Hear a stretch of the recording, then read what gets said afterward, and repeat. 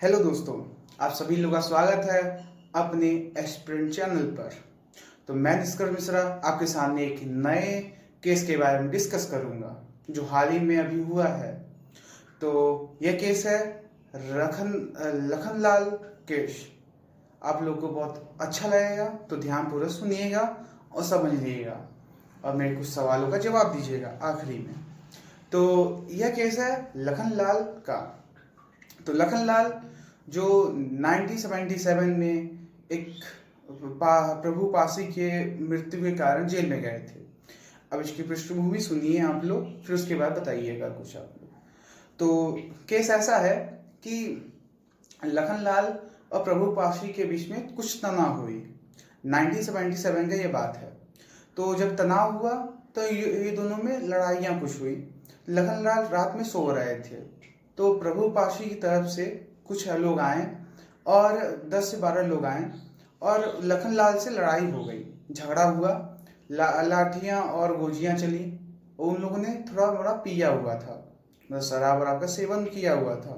तो यहाँ से लखनलाल की तरफ से भी लाठी और गोजी वोजी सब चीज़ चला। तो इसमें प्रभु पाशी की मृत्यु हो गई उस समय। तो पुलिस आई अगले दिन, लखनलाल को जेल में भेजा गया।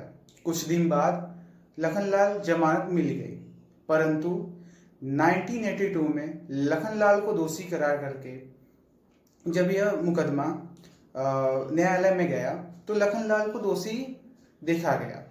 लखनलाल को आजीवन कारावास दे दिया गया। कुछ दिन मुकदमा चला। जो उनके पिता थे, लखनलाल के पिता, उन्होंने मुकदमा लड़ा और कुछ दिन उनके बाद उनकी जो लखनलाल के पिता थे उनकी मृत्यु हो गई। मृत्यु हो गई तो फिर उसके बाद लखनलाल की उतनी अच्छी इनकम थी नहीं जिससे कि उनकी बेटियां या जो बच्चे हैं, बीबी बच्चे, वो सब उनके लिए केस लड़ पाए। तो उसके बाद उनकी एक बेटी है, उनका नाम है आशा देवी। आशा देवी ने अपने पिता के लिए अपना सब चीज लगा दिया, मतलब जो हो सकता था उन्होंने वो किया। आशा देवी ने DLSA से एक निवेदन किया जिसमें निवेदन में पाया कि मतलब उनसे वो निवेदन करती है कि वकील लेने की उनकी हैसियत नहीं थी।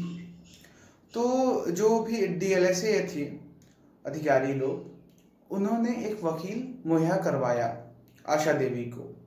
उनका नाम है अंकित मौर्य। तो वकील जी ने लखनलाल को केस से मुक्त करवा दिया, बाइज्जत बरी हो गए। बाद में यह पता चलता है कि लखनलाल का कोई भी दोष नहीं था, वो एकदम बेकसूर थे। जो भी हुआ एक हादसा था। क्यों? क्योंकि प्रभु पाशे भी आए हुए थे लड़ाई में और यहाँ से भी लड़ाई हुई। तो उसके बाद अब उनकी एज बहुत ज़्यादा हो गई है। बच्चे उनकी तीन लड़के हैं, मतलब एक लड़के, 2 बेटियां, मतलब 3 बच्चे हैं उनके।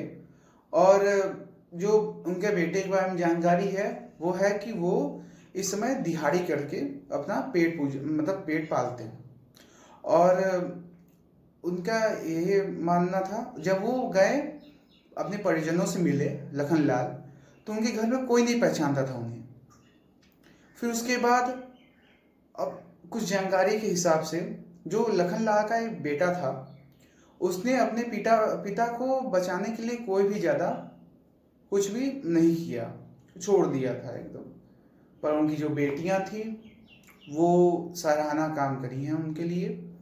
और इससे यह निष्कर्ष निकलता है कि जो अपना प्रशासन है, जो अपना न्यायालय है, जो अपना कानून है, क्या इसीलिए है कि जो निर्दोष है उसको भी 43 साल सजा मिल जाए? अब बताइएगा, लखनलाल जो 1982 से सजा पाए हुए हैं, वो आज 5 मई 2025 को वो जेल से बरी होते हैं। एक बहुत बड़ा गैप है इसके बीच में, जो 42 से 43 साल की लमसम है। अब आप बताइए, इसमें क्या ये सही था? क्या यही अपना अधिकार है? जो निर्दोष है वो सजा पा रहा है, जो कसूरवार है वो घर में बैठा है। क्या न्यायालय को इस पे गंभीरता नहीं ना होना चाहिए? आप लोग अपने विचारों को कमेंट में दीजिए। और इस कहानी से आपको क्या मतलब, जो भी मैंने ये बोला ये असली घटना है, तो ये जो कहानी है, जो घटना है, आपको इससे जो भी विचार है आप कमेंट में बताइए।